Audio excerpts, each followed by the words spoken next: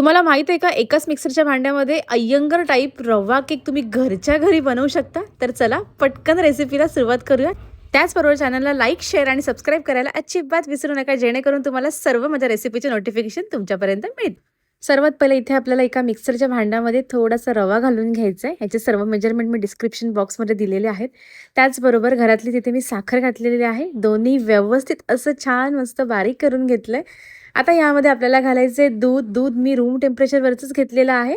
त्याचबरोबर यामध्ये घालूया थोडंसं तेल, दही, बेकिंग पावडर, बेकिंग सोडा.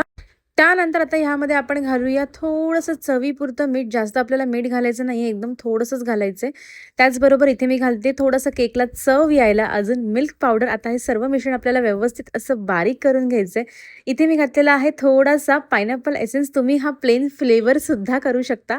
तर हे बघा, इथे आपलं केक बॅटर तयार झालेलं आहे. तुम्ही बघू शकता केवढं सुंदर इथे आपलं केक बॅटर तयार झालं आहे. आता ह्यावर मी घालते टुटी फ्रुटी. या टुटी फ्रुटी मी थोड्याशा मैद्यामध्ये डस्ट करून घेतल्या आहेत फ्रेंड्स. तर हे बघा, आता ह्यासुद्धा आपल्याला सर्व अशा मस्त व्यवस्थित मिक्स करून घ्यायच्यात. आणि हे बघा, इथे आपलं केक बॅटर एकदम झटक्यात तयार झालेलं आहे.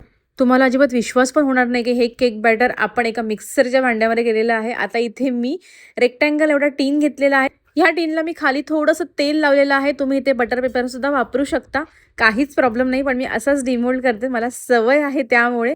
तर आता आपण वरतून थोड्याशा टुटी फ्रुटी घालून घेऊ, जेणेकरून आपला केक खूप सुंदर दिसेल आणि खायलासुद्धा खूप सुंदर लागेल. आता आपण केक टीन थोडंसं टॅप करून घेऊया आणि केक बेक करूया 180 डिग्रीवरती 25 ते 30 मिनिटाकरता.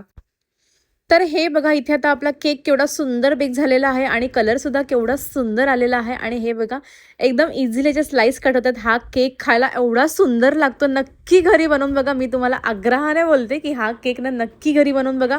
खूपच सुंदर बनतो आणि सर्वांना घरात खूपच आवडेल. शिवाय रव्याचा केक आहे, ह्याच्यामध्ये मैदा गव्हाचं पीठ अजिबात नाही आहे. तर तुम्हाला आजची रेसिपी आवडली असेल तर प्लीज माझ्या चॅनलला एक लाईक, शेअर आणि सबस्क्राईब करायला अजिबात विसरू नका.